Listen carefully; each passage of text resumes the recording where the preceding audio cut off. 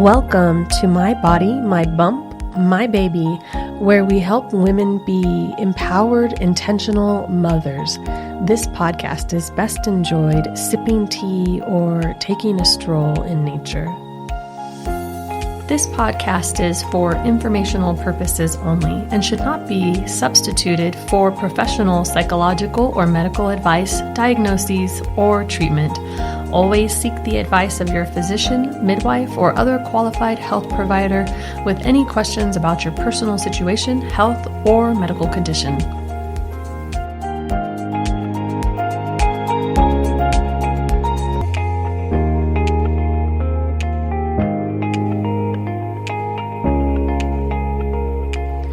Welcome to another episode of My Body, My Bump, My Baby. Today, I have a very special guest, Carrie Quinn, who is a yoga teacher in Colorado. She's been a yoga teacher for 25 years. She is so good at what she does that her profession is to teach other yoga teachers. She also has been a birth worker. She trained at the farm with Ina May and her midwife team to be a midwife assistant. She's spent some time as a labor doula and is the co-founder of Enso Prenatal in Colorado Springs. She's here today to help us talk about boundaries, as she's the author of a book called Better Boundaries. So she's probably one of the better authorities to help us get through this topic. Carrie, welcome. Thank you so much for having me. I'm so happy to be back in your presence. So glad to have you. So this is exciting. Carrie and I co-founded Enso together, and it was definitely one of those cases where we each brought something a little bit special and unique to the mix, and then in some places we overlapped, and it was a very beautiful partnership, and it launched this very beautiful thing, and I'm so glad to have you back today. I'm so glad. It feels like no time has passed. Right. It feels like no time has passed. Right back into it. I love it. I love it. So, we talk a lot about various topics here on this podcast relating to conceiving and pregnancy and birth and new babies. And the same in Enso, these prenatal yoga classes, this comes up quite often where a new mom is struggling with how to create boundaries around some part of this journey. And I remember when you taught at Enso, you were definitely, even at that time, the authority of, hey, let me give you some tips on how to deal with this situation. Right away, if we think about pregnancy, one of the things that comes to mind is family members, maybe like mom, mother-in-law, sister, or even really close friends, having very strong opinions about how a new mother navigates pregnancy and also how maybe she even plans her birth. Can you talk a little bit about some of the things that have come up for you as a prenatal yoga teacher related to pregnancy and family and kind of figuring out our way to hold our own space in it?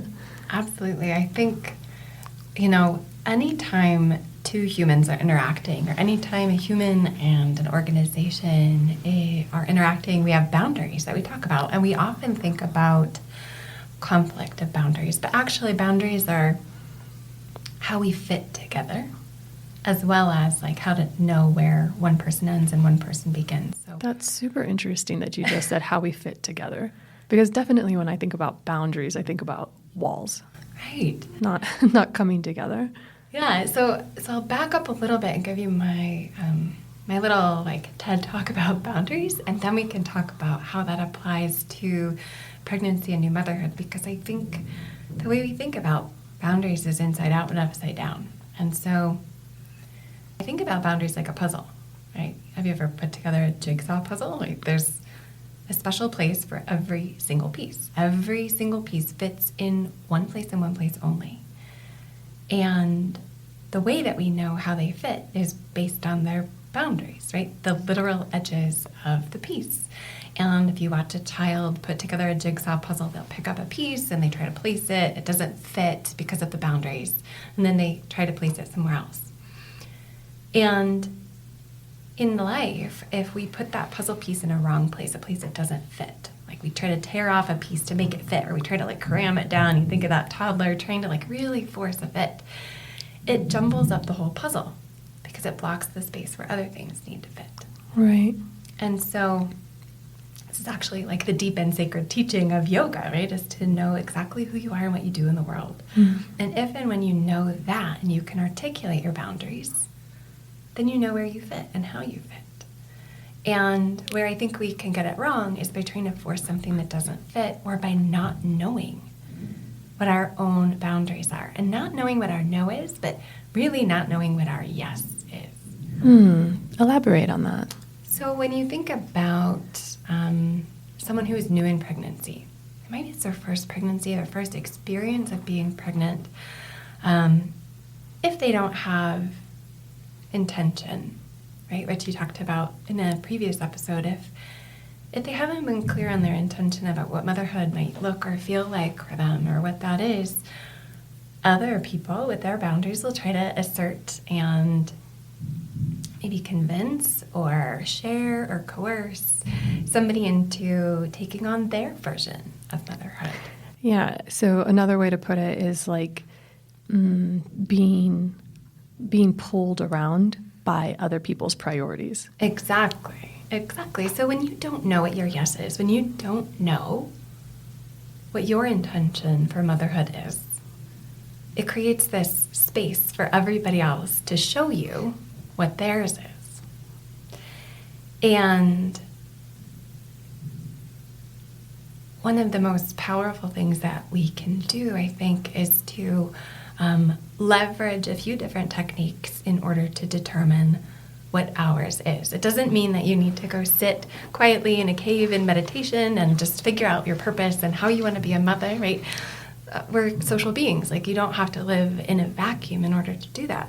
But it also doesn't mean that you have to bend and shape who you are to fit someone else's priorities. This is huge because I think for a lot of women who are coming from maiden and then entering into mother, I feel like pre-maiden is child. And that's where we've been. We've been in a place where we are trying to mold ourselves to fit society, to fit maybe our family's expectations of who we should be and what we should look like and how we should behave. And then even as we get a little bit older, to fit in a relationship, like, this is who I need to be, this is how I have to behave in order to be loved by this person, right? And so this ends up being a place where, for a lot of people, they haven't really stopped the molding yet. Right. They've just been constantly molding, which is not a bad thing. But there is a point, right, where we have to figure out, like, okay, what is me? Who is me? Like you said, the puzzle piece. What are my actual boundaries for me, right? And how do I fit in the world? And actually, that's, when someone finds that they're pregnant, regardless of their journey to become pregnant, it's a new piece, right? It's a new portion of their puzzle piece that is forming. And one of the things that I think can be really useful in that anytime there's a new piece, we could use pregnancy as something new, but we all go through different phases of life where, we take on gardening as a hobby, or we decide we want to play the oboe, or, we invest in a new car, or maybe we receive a new diagnosis, right? Life is constantly evolving and changing and requiring us to seek counsel. And in the book, I talk about a tool that I call the higher counsel. And what I think is so perfect about prenatal yoga is it helps a pregnant person identify a really skillful section on their higher counsel. So I'm going to use an analogy first and talk about gardening because I think it's easier than the interpersonal relationships. But if you were going to start gardening from scratch, you probably would look for peers, mentors, and professionals to assist you, right? You might hire somebody to come and assess the soil where you're planting. You might hire somebody to make a design. You might take some classes. And in those classes, you might meet other people that you're like, oh, I found this tomato sale. Like, oh, I did too. You know, like you create this network naturally in that environment. Because unless you have like a really pushy neighbor, you probably don't have a lot of people jumping into your life and saying, here's how you should garden. This is what you should do. And so you build it out naturally. So you have the skill of building that higher council. And if you can think of who are my peers, who are my mentors, who are my professionals with gardening, you kind of do it naturally.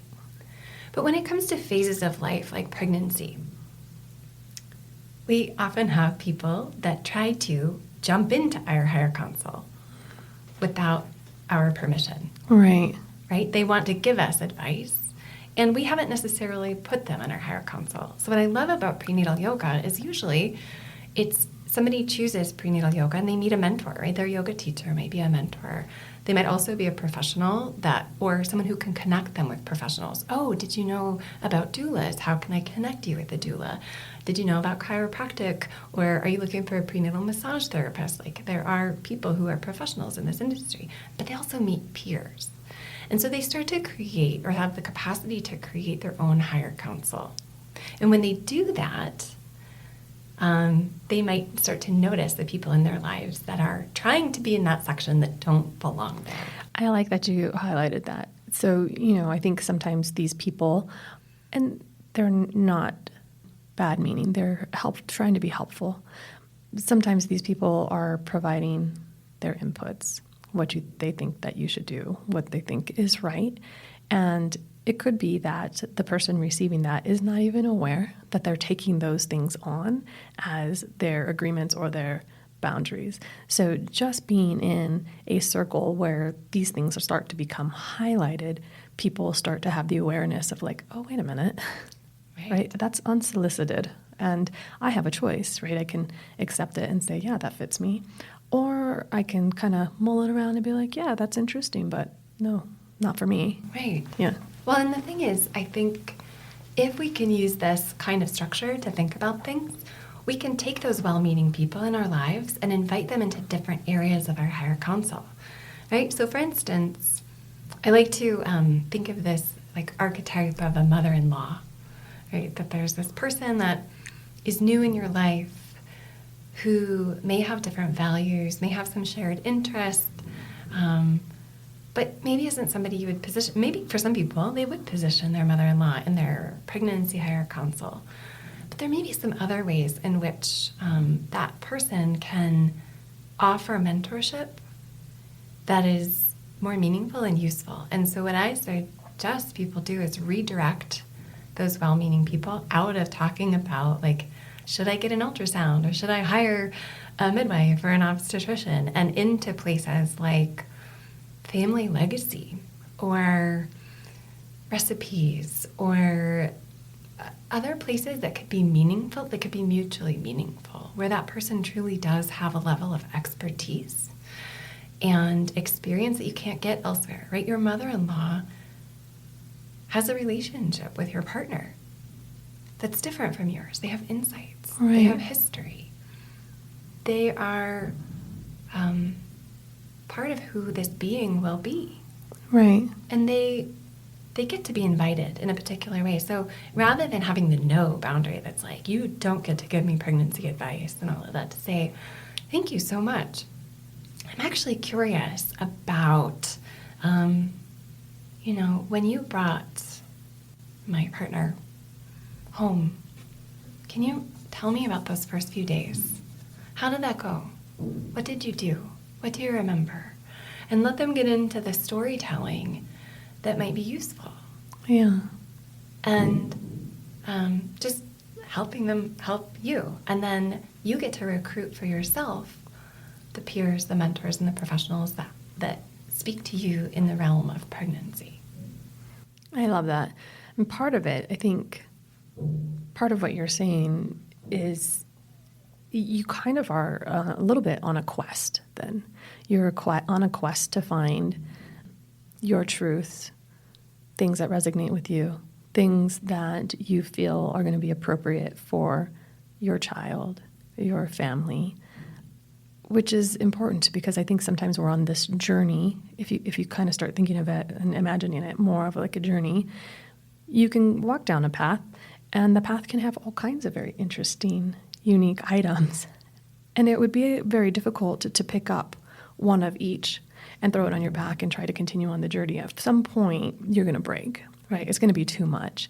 And so instead, realizing you're on this journey and being selective, right? Like what fits, what does not fit. And allowing it to change. So this is what I love about the concept or the methodology of the higher counsel is that it shifts over time, right? The same person who is a mentor in pregnancy may not be a mentor in breastfeeding, or may not be a mentor when it comes to baseball or to choosing a college, right? It's not like you have a section of your higher counsel that's just for, that will remain static. It's always dynamic. But if you're always looking for, ooh, I wonder what the options are. Do I have peers that I can talk with about this? Do I have mentors who I look up to, who I've selected? And do I have professionals that I could access who are true experts in this area? And then do I have people intruding? And if they're intruding, how do I move them into a direction or into a section of the higher counsel where they can be meaningful and it's useful for me too? Right. Right. I love that because I think what you're saying there, how do you move them into a different section, is really, I think a lot of people have a hard time with boundaries because they're feeling like, I don't want to hurt somebody's feelings, because we genuinely know that they're trying to be helpful, even though it's not. Mm-hmm. And so how do I not hurt their feelings? How do I not look like a jerk? Especially when we're talking very specifically about like an in-law, like, you know, this is my partner's mother. I want her to have a part, but she's not quite fitting in this part. And so I think what you're saying is it's not just like, well, just cut that cord. You're out. You don't quite fit. You're out. Instead, it's like, well, you don't fit here. Yeah. Let me find your space, your place where you will fit and you can participate, which I feel like really takes the burden off of somebody trying to create boundaries specifically with family, because you don't have to be mean or harsh or like, you don't know what you're talking about, or that doesn't make any sense. You know, you don't have to do those yucky things that make you feel like a jerk. Yes. Well, there are two things that I think of when you say that. The first is sour cream and onions. Do you like sour cream and onions? I do. I do too. I don't like them in my smoothie. Ooh, Right? that's a very good point. So Yeah. they go really well together, but not in ice cream and not in a smoothie. They go Right. well together in the context of potatoes, Yes. right? Right. So it's not that they're a bad fit, but when we have someone in our higher counsel in the wrong section, it's not bad. It's not that they are bad. It's just not quite the right fit. So we just shift into like, okay, how do I make sour cream and onions work?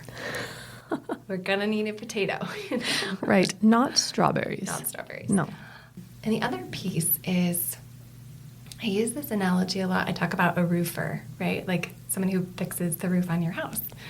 Sometimes what happens is we need help replacing our roof. And we call our friend, our mother-in-law, our partner, and they're like, I'll come over and help. But it's like, imagine if I came over to help you with your roof. Like, I could be a peer, and I could be like, wow, this is hard. This is a bummer that you have a hole in your roof. But what a disservice to you if I climb a ladder and get up on your roof, because I have no idea what I'm doing up there, and I'm probably just going to make it worse. And I might hurt myself. And not only that, but I'm occupying this space that a real roofer should be in, right? You're not contacting a roofer because you've got this silly friend up there doing that. And so when we operate in a vacuum in a higher counsel, we're like, well, I guess I'll do my best. Just picture me getting up on your roof to do my best. Like, thank you for being here, but please don't. I love that analogy because, you can really just kind of take it to where it's like, well, my friend had a roof problem. They got it fixed. So they're probably the right person to have come over. Right? And then when you look at it, you're like, no, this is silly. This makes no sense. But it happens a lot for women in pregnancy, right? Because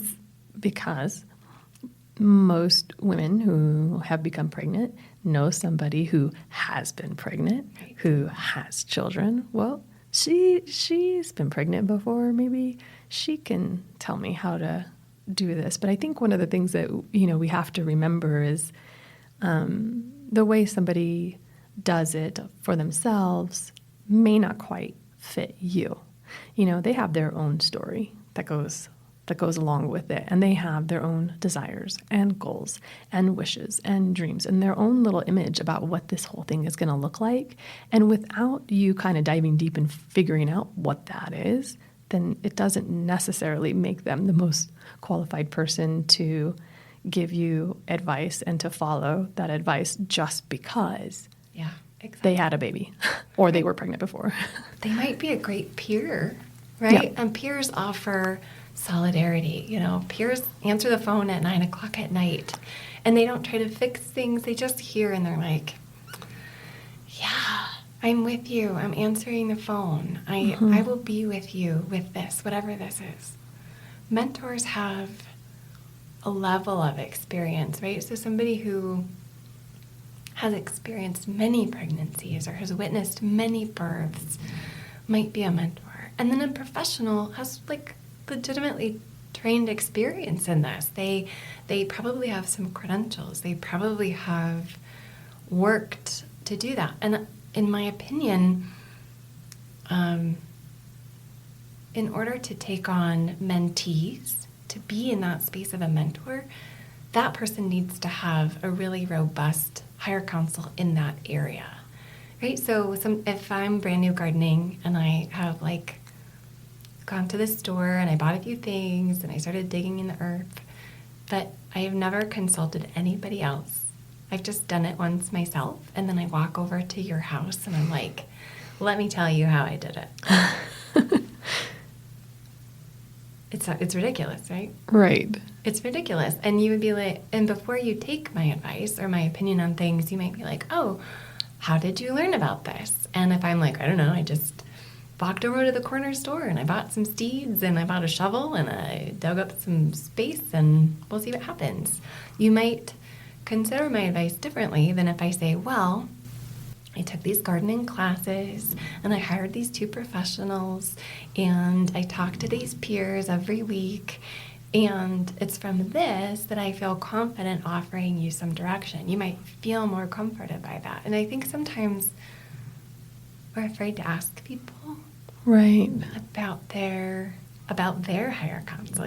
From what experience are you giving me this insight? Oh, from being pregnant 30 years ago? Right. Or even just being pregnant with my own little kiddo recently. It doesn't mean that it's necessarily going to be advice that fits, right? Like you and I know from working in birth as professionals that no 2 births unfold in the same way. Even if it's the same woman with the same partner, the 2 births are going to be very different. So Yes. one birth experience under your belt by no means makes you some kind of birth expert, right? Right. You have lived experience, which is valid and valuable. And you can, if you use this framework, you can be really honest about what you have to offer, which is, I have the lived experience of having recently birthed. And so someone might then place you on their higher counsel in an appropriate place and not simply listen to one person's perspective.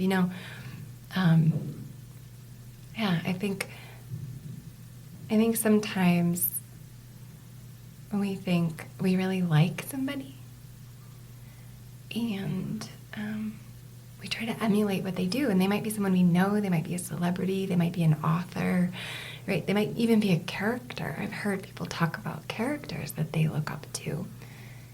And that's wonderful as one part of your higher counsel, but maybe your higher counsel could be more robust. I like that. Do you have Do you have a suggestion of like ideally how many people or resources should be in that higher council? I think, I always think of it as like a pie chart with the peers in towards the middle, and then the mentors in the next layer out, and then the professionals on the big layer on the outside.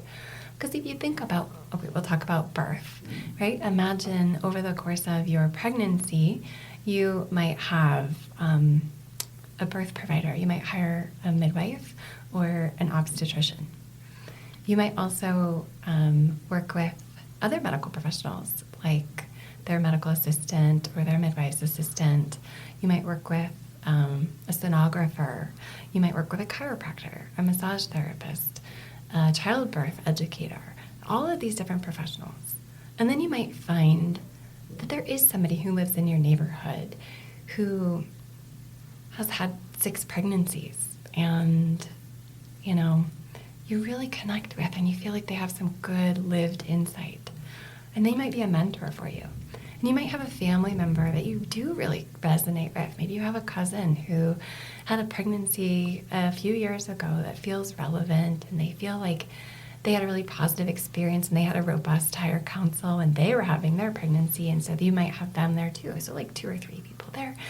And then you might have a bunch of like peripheral friends, people you meet in prenatal yoga that you might really connect with. A couple, 2 or 3 people that you could text in the evening who might be a little bit ahead of you in their pregnancy or a little bit behind or right around where you are. I think that feels like a good number. I like that. I like that you included those peripheral people, those people that you're not super close with. Maybe they're on the same journey at the same time. You don't have a really deep relationship with them, but, they're really nice to bounce ideas off of. Because, one of the things I'm thinking about when you're creating boundaries is you're really trying to focus on what you want and understanding what you want. And sometimes you can glean that from what you don't want. Yeah.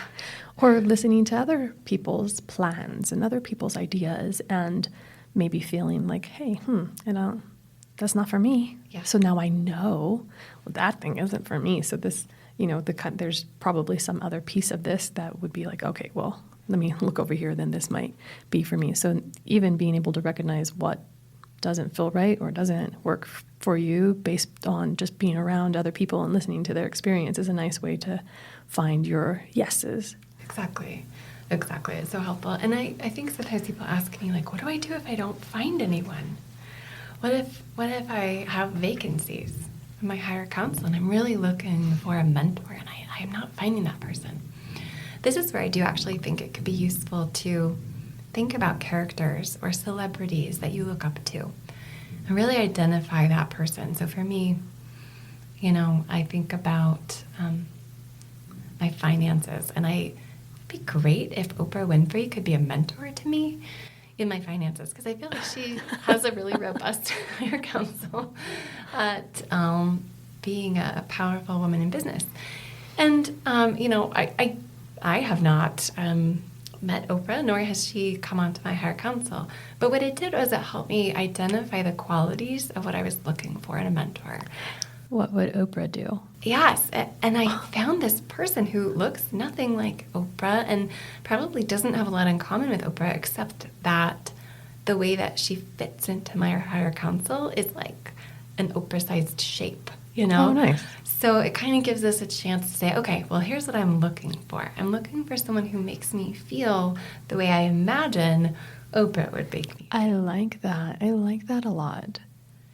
And that helps you narrow it down. So then instead of staying, at home and just like hoping some fairy godmother will show up and be a mentor for you, when you do go to your childbirth education class, or when you do go to prenatal yoga, or when you're sitting in the waiting room for your midwife or your obstetrician, you might see somebody differently and say, hey, you seem like this kind of a person. You seem, you might strike up a conversation in a different kind of way with a different kind of intention and start to fill your own higher council. And when you do that, when you know your yes, it's almost like you don't have to say no.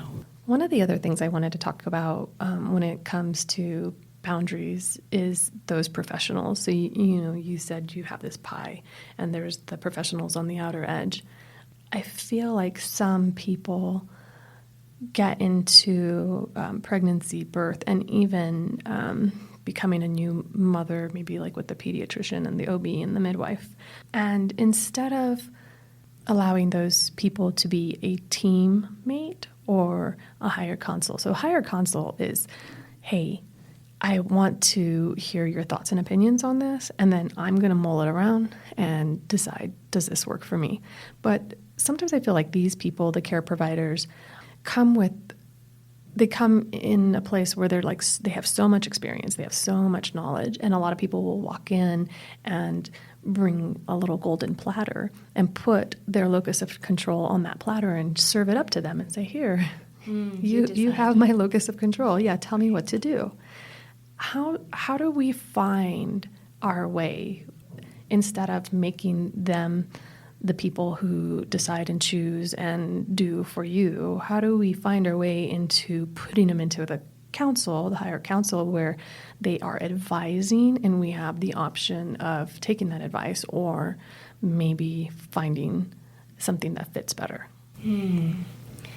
I think there's a couple of ideas that I have about this. There's a methodology that I think about, that I kind of give people practice exercises to start with. So I'm going to start with something really silly as an illustration, and then we can get into a birth-related kind of way. So I think of this as a compromise exercise, and it is about like how we make our decisions about what's important to us and what's not as important to us. So I don't know if you've had this experience, but for some reason, it's hard to choose where to go for dinner when you're meeting with people, even people you love, like even a person you live with and eat dinner with more nights than otherwise, right? We have this like silly way in our culture where we have a hard time figuring out what to do for dinner. And I use this as an example really intentionally because it's a good practice, because everybody eats dinner and everybody can relate to this idea of being like, oh my gosh, I'm so tired of choosing. You just choose, Or I don't want to choose, you choose. I don't want to choose, you choose. Or I chose last time, you choose this time. Or anywhere but Applebee's, whatever it is. That we get into this. And so I encourage people, and it sounds silly, but it's actually a tremendously useful exercise to make 3 lists: green list, yellow list, red list. And the list that's most important is the green list. The green list is everything that you want for dinner. So it could be avocados, it could be tacos, it could be soup, it could be a specific restaurant or a specific dish, or it could be I really want to eat outside tonight, or I really want to eat where it's quiet, or where this football game is playing, or whatever it is. Big old list, everything you could think of. And then the red list. And you can start with the red list by being like, okay, for me, things that are served in styrofoam. I don't want to eat things that are served in styrofoam. I don't like sticky bars, a place where I'm going to go and like stick to the floor, or it's really loud, or where I'm served food that I don't prefer to eat. So like I don't prefer deep fried foods usually, and I don't prefer foods that come out of the ocean.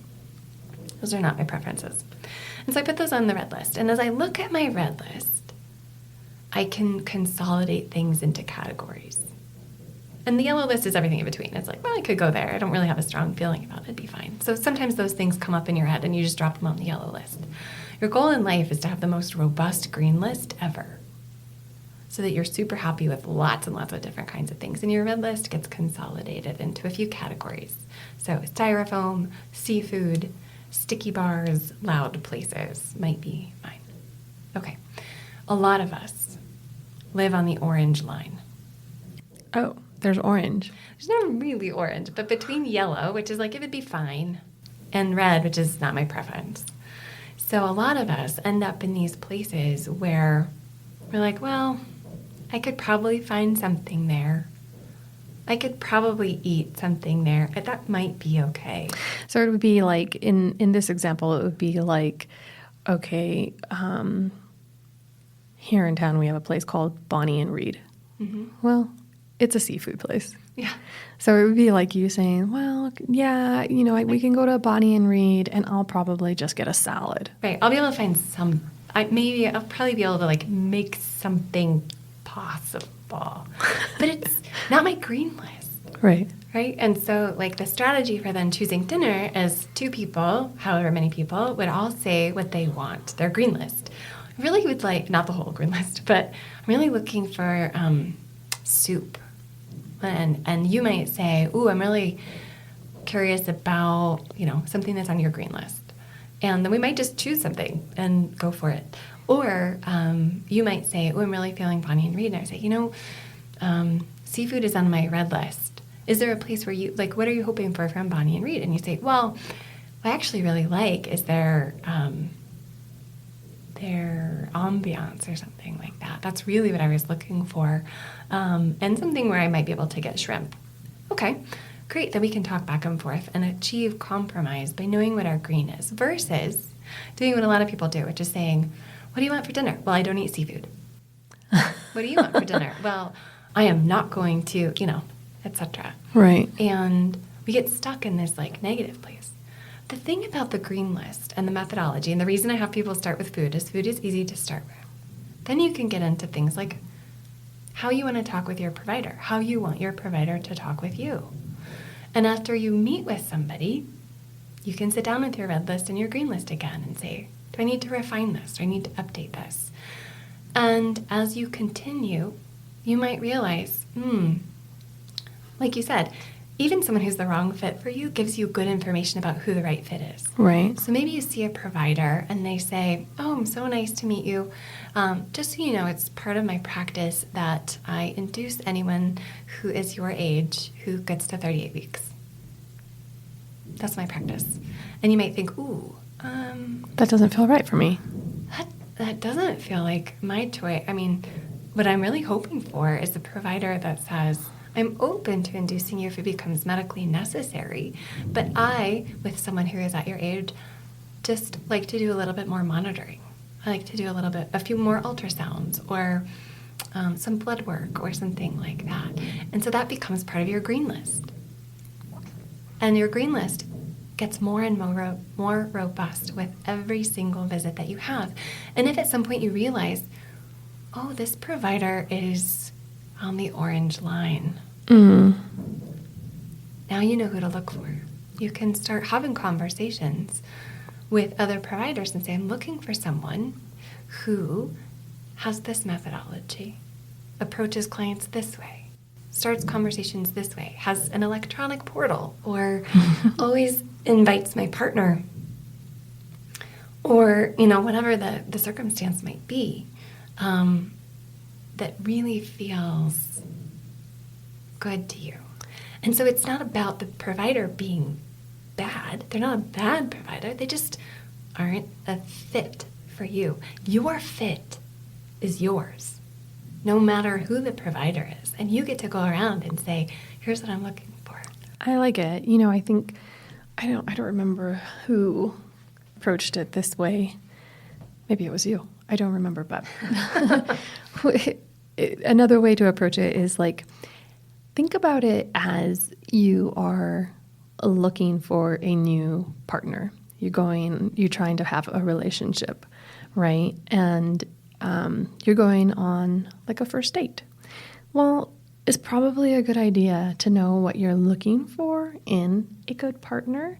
So that way, when you go on the first date, second date, third date, fourth date, you can kind of be figuring out, is this actually a good potential partner, or is this somebody that I just physically very attracted to, right? But I feel like with the provider, the same can be true, right? You can find providers online, and nowadays, there's ratings, and so you can kind of see oh, this provider, I don't know, this pediatrician has 5 stars, everybody loves them, I'm going to go to this pediatrician.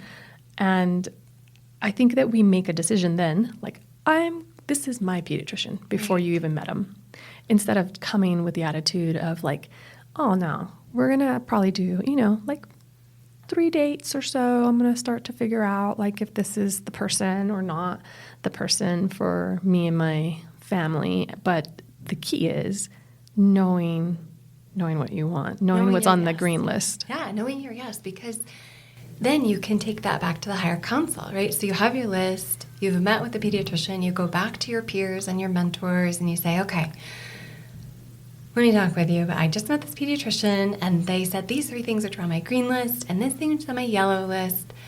And I'm not sure how I feel about that. And you might be able to have like a structured conversation. And then maybe you go back and ask more. They might help you ask more questions. Or they might help you say, maybe it's time to interview a second pediatrician. And have those kinds of conversations so that you start to find the right fit. And as you do that, you become a better resource for everyone. Because even if the person isn't a right fit for you, they're probably a right fit for somebody else. Sure. So it's possible that they really only, this is something I hear all the time. Some people prefer electronic portals where they can message their provider, and some people really prefer phone calls where they can hear their voice.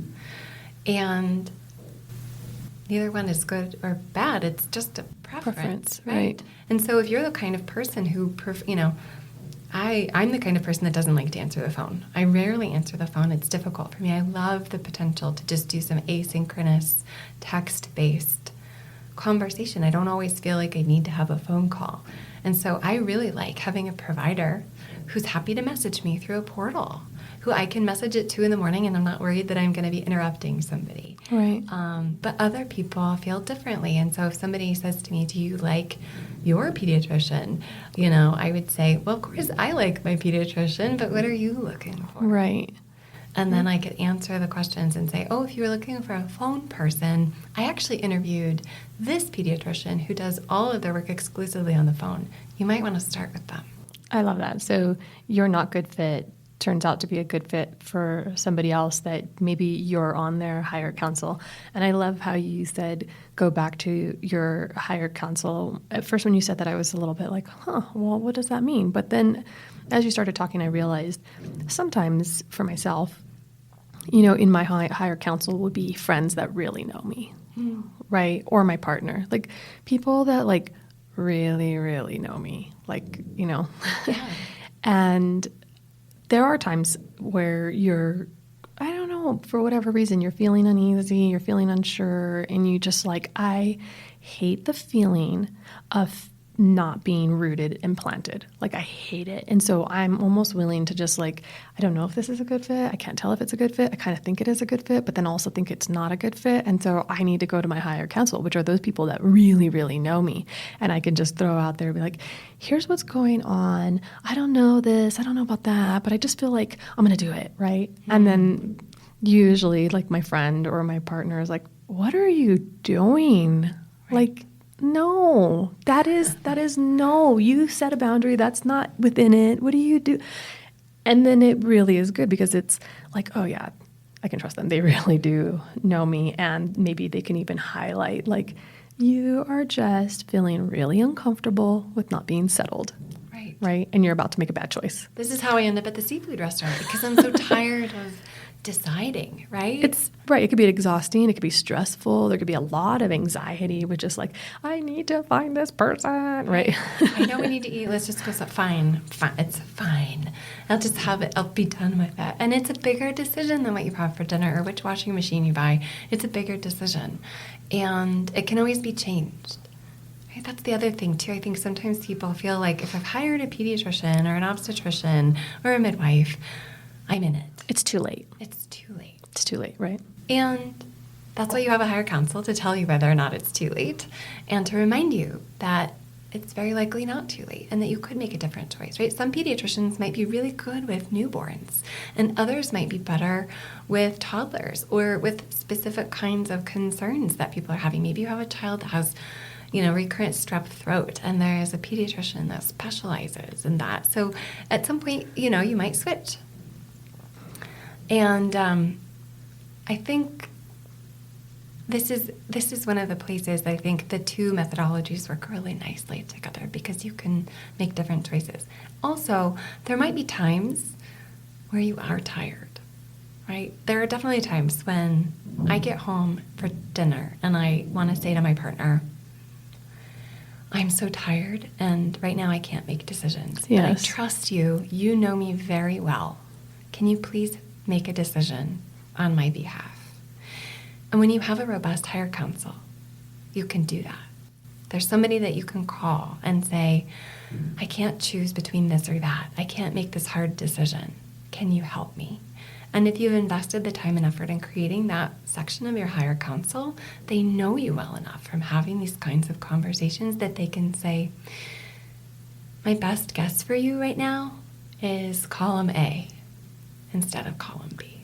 And that kind of situation should not feel like a burden to that person on the higher console, because like a burden in the sense of like, ooh, I don't want to make a bad decision. I don't want to, tell her the wrong thing, because they know you so well. You have like a very robust relationship where they would also feel confident and okay with being like, yeah, I can help you right now. Right. I think this is where, doulas do this so skillfully. A great doula can is part of your higher counsel and helps you build out a higher counsel. I really think that we're so fortunate in the world of birth because doulas exist. Oh, yes, I agree. And they help pregnant people assemble a higher counsel, right? It's a rare doula, and it's not a very skillful doula who's like, I'll be everything to you. A skillful doula says, well, I'm not going to be your prenatal doula and your postpartum doula and your placenta encapsulator and your massage therapist and your they might say, well, this is something that I do, but I actually suggest that you interview these people or interview that person or consider this or consider those things. And they're so skillful at creating and navigating a higher counsel without imparting their personal preferences. And you want that. And that's right? exactly what you want. You want to have multiple voices, multiple different people, because I think through that you're not going to the same person all of the time and texting them, but also you're getting a variety of opinions and personalities and perspectives as well. Is that right? Yeah. Or like you suggested earlier, substituting their judgment for your own. When you have a more robust higher counsel that has a few more people in it, you get to qualify that and chat with everyone. And really, you get to better understand how you make your own decisions, which then is useful as you navigate every single thing life throws at you, whether it's gardening or roofing or pediatricians or how to choose a college or a diagnosis that a family member receives. Literally everything. When you practice this now and you build the infrastructure of how to work with a higher counsel and do it fluidly, it just helps you navigate every single thing in life. So here's a thought that comes to mind for me when we're talking about boundaries in this higher counsel and how they participate with you. Personally, for me, if it's a small deal, I'm okay. I have a friend, and we call her the poller. She takes polls about everything. What was your favorite thing on the menu? What is the favorite here? And then she will just order that, and she'll never ask why. She's just like, whatever the consensus is, that's what I want, right? And I get that for like superficial things, like what do you order from a menu in a restaurant that you've never been to before? For me, the more personal things become, the more I introvert. Mm-hmm. So like I don't usually feel very comfortable going outward and asking for advice if it's like a super, super big deal or it's a very personal decision. I just kind of start to like bubble myself off and like, I go inside. I get that. And I think that part of the reason people do that is because I also have that same tendency. I think all of us do, especially as something becomes more personal or deeper or more lasting. It can feel like I just need to go inside. And certainly going inside is important. I also think that having some counsel is important. And so what I like about the higher counsel methodology is that it can vary depending on the subject. So it's not like you always have to consult your partner, or you always have to consult your sister, or you always have to consult your business partner, right? There may be some new tiny area of your higher council where you think, I probably shouldn't make this decision alone, but I don't currently have anyone to ask.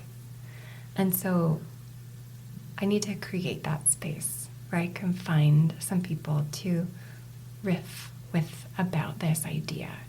And so I don't want to negate the importance of going inward. Going inward is really important. But I think that even in other circumstances, it can be really helpful to talk to somebody. So you might have something like, oftentimes postpartum, people might notice differences in their sexual function, right? They might have some pelvic floor dysfunction or some pain with sex. So that's a good example, Yeah. right? Like that's not the one you're going to go and like start pulling all your friends about or Exactly. like your family members, you know. Exactly. Like, who am I supposed to, I don't even want to, I may not even want to tell my partner that this doesn't feel right. And I might get up the bravery at some moment to talk with my gynecologist, and they might tell me what I'm experiencing is normal, and then I might just deal with it. For a very long time. And never talk about it. Right. And I may not want to talk about it with my best friend. I may not want to talk about it with my sister or my mother or people in prenatal or postpartum yoga. And I will say, I end up being this person for a lot of people. For whatever reason, their regular yoga teacher, their prenatal yoga teacher is the person that they reach out to and they say, I don't know who to ask, but do you mind if can I just tell you, like, sex doesn't feel the same. And I'm so glad when people feel comfortable saying that and asking, because this is an area where they need a higher counsel. And I can support them in saying, okay, first I can validate this as a typical experience, right? Like losing your luggage is a typical experience. You don't just like lose your luggage on a trip and you're like, okay, I guess we don't have pants. You deal with it, right? So same idea, sexual dysfunction postpartum is very common, but it's also something that can be addressed. And so finding the peers, the mentors, and the professionals that can support somebody is the jam, rather than just going inward and being like, I guess this is what life is like now. I fully respect saying, I don't have people on my higher council that I would like to talk to about this, and I need to create a section of my higher council where this is comfortable, right? And there are professionals, right? There are physical therapists that specialize in the pelvic floor. There are mental health therapists that talk about postpartum sex. And starting with professionals might be a great place, and they might be able to refer you to a support group or a peer or something that feels comfortable to you, but you can start somewhere. Right.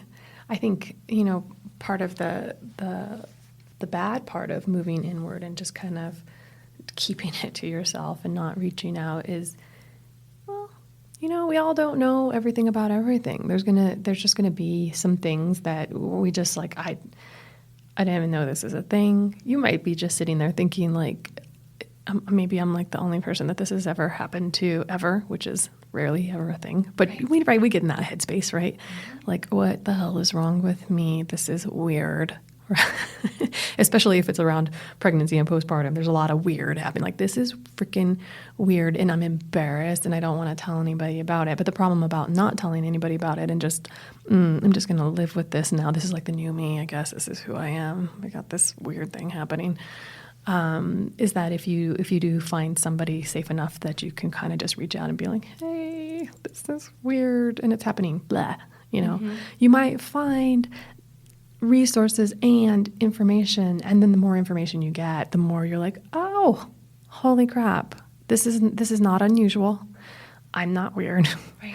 And there's actually a lot of things that you could do about it. I don't have to live with it. This is one of the things that I really loved about Mom and Me yoga, mm-hmm. is I feel like, the baby comes and the baby takes up all your time. Mm-hmm. It takes up all your energy, takes up all your resources. And it's really easy to put yourself on an island with a new baby. And one of the things that we always prided ourselves with creating the space for mom and me was that it was a safe space that you could, like if it's the one place that you're going to leave your house and go to, it's this one place that you can come, hair's all mangled, haven't showered, you're kind of like an emotional wreck, breasts are leaking milk, baby's crying, and you're just going to walk your butt in and be like, hey, I'm here, right? But you can do that. And the one thing that was nice about that is a lot of people didn't have a hired counsel for dealing with a lot of this stuff that was happening to them. And they would go to this class and people would be talking and then they would just silently sit there and hear like, oh God, this is happening to her and to her and to her. And not only am I not alone in it, but some of them made it through.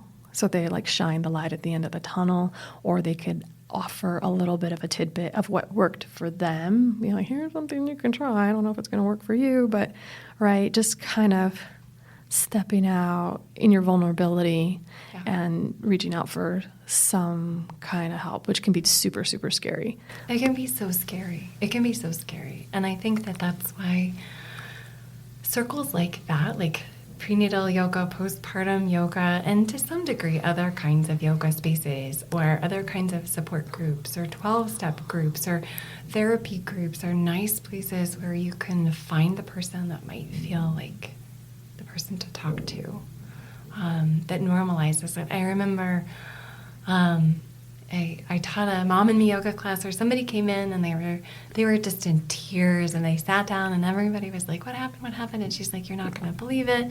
Today I put my baby down on the couch and he rolled onto the floor. I'm the worst mother ever. And I said, oh yeah, that's so hard. Raise your hand if that's happened to you. And the whole room raised their hand. Oh my gosh. Everyone sitting in the room was like, yes, it's a terrible feeling. Because babies don't tell you they're going to roll for the first time.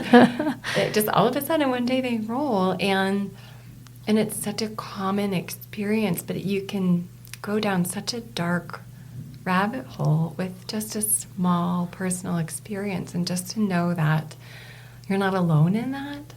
And that there are steps that you can take. And then, of course, everybody's like, okay, here's what we did. And here's how you make sure that you're like, here's what's coming next. Now your baby's going to roll all the way across the room. You're going to put them on the floor and they're going to roll. You're going to walk into the other room and they're be like, where's my baby? Yeah, exactly. So I think that's one of the places where I just love being able to sit in a group of other people who can hear. Yeah. And listen. Yeah, and at a minimum, just be the first step of finding the new people that go into the council, and maybe somebody has a resource or a professional or somebody that they could offer up. I love it. So, Carrie, you wrote a book called Better Boundaries. What was your inspiration for that book? So I was teaching a yoga teacher training, and I was at the end of the training, I always ask people for their nuggets. Like, what's your takeaway from this training that you want to share? It's a really nice way to end. There's like 24 people sitting in a circle, and they were going around and they said, boundaries, boundaries, boundaries, boundaries, boundaries, boundaries, boundaries. And I was like, oh no. Did you learn anything about yoga? And they did.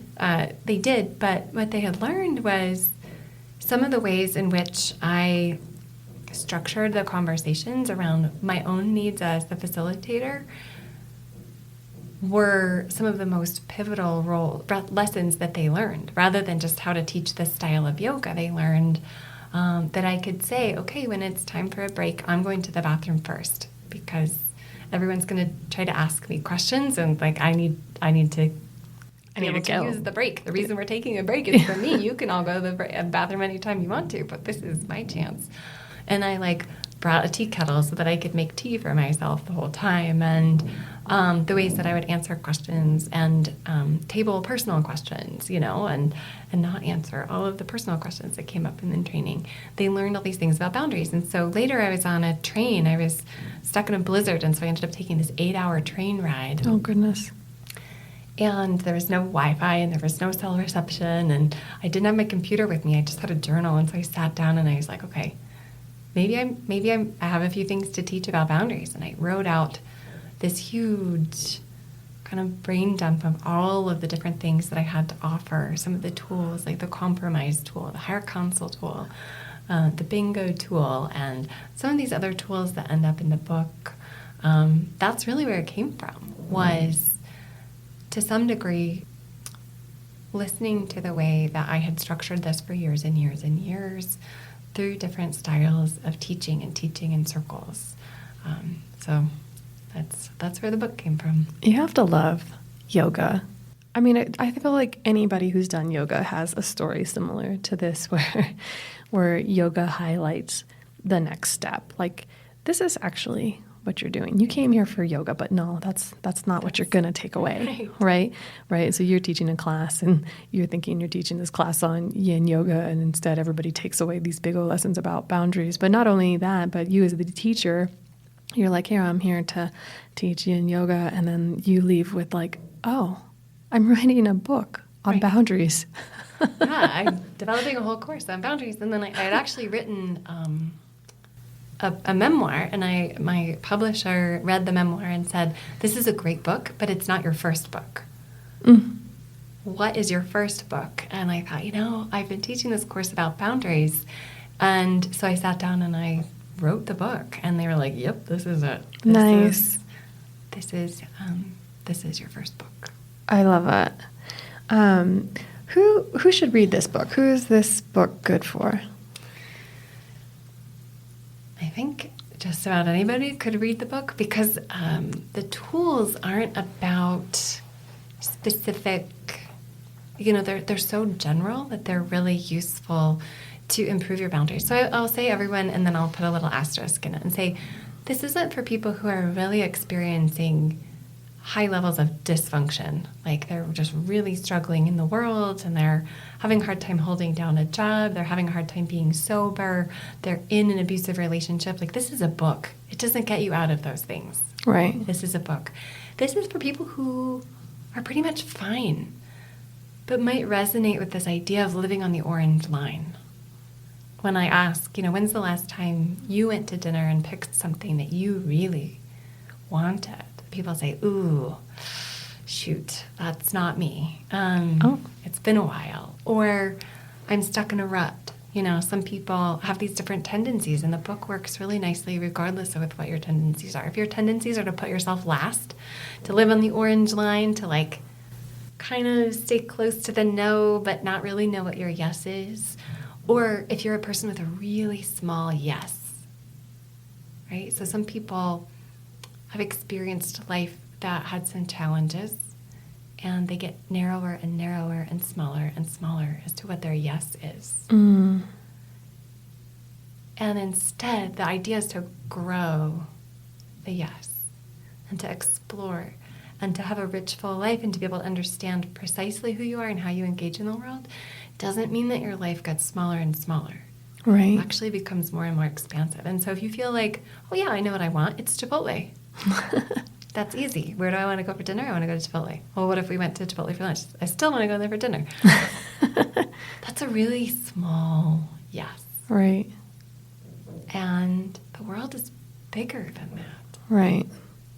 And it might feel safe to only go to the same two places, or to only, go to the same movie theater, or only go on vacation to the same place. But I think Better Boundaries is there not only for people who struggle a little bit with saying no, but also would like to have a bigger and deeper exploration of what their yes is. Oh, I love that. I love that. So ideally, maybe having a question, what is my yes? And then reading the book and finding some tools to help them to find that thing. Yeah. And to spend less time trying to defend a boundary. Get really creative. We do all these silly ways that we create no and say no. We borrow other people's no as an excuse. Oh, I can't go because my kids have soccer. Oh. I've ever, been invited out on a coffee date with somebody that you didn't really want to have coffee with, and you find yourself manufacturing no's. Right. Yeah, same thing. Like, that's exhausting. It is exhausting. It's stressful too. And it makes you feel bad. And it makes you feel bad, and it's not necessary. Just starting with your yes. Carrie, where can we find a copy of your book? Like if we wanted to purchase a copy, where would we go?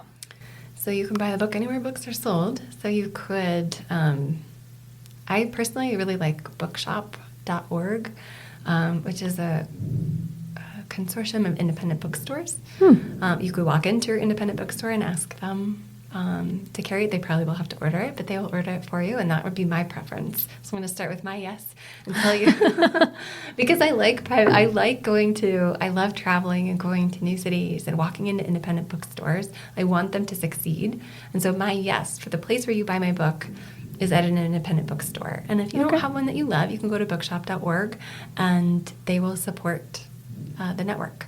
You can also buy it at Amazon, Barnes & Noble, anywhere that books are sold. And there is an electronic version that you can buy at Amazon if you're more of a Kindle reading kind of person. Oh, I love that. Or if you're like, I don't know. I really love paper copy books, but I always stress out about what am I going to do with it after I'm done reading it. So, I love that that's an option. It's an option too. And there will be an audiobook coming, but it's not available quite yet. Oh, I even love audiobooks better because I can walk and listen. I know. It's in the works. Awesome. Well, Carrie, thank you so much for sharing some of the techniques that you share in your book with us and how we can kind of use them in pregnancy and postpartum. It's so good to see you again and so good to chat with you again. One more thing before we let you go. If somebody wants to get to know you better, learn a little bit more about you, where can they find information about Carrie Quinn? So you can go to my website, and neither of my names is spelled the way that you would think. So my name is spelled Kari, and my last name is spelled Kwinn. And so you can go to carriequinn.com, and from there you can find all of the different things that I'm doing, whether you're a person that likes reading, you're a person that likes to talk about boundaries, or yoga. There are a variety of different things available for you there, or you can find me on Instagram or Substack or Facebook, all the things. We will include a link to Carrie's website in the show description. So if you're interested in learning a little bit more about Carrie, check out the show description, and we'll include a link for carriequinn.com. Is it okay to include a link for the book on Amazon? I know it's not an independent store, but I just want people to be able to find you digitally if they need to. So we'll add that. To the listeners, thank you so much for being here with us. We really appreciate you. Please send us messages or comments on our show. If we haven't spoke about something that you are excited to hear about, let us know. We're excited to dive deep into those things for you. And until next time, stay happy and healthy.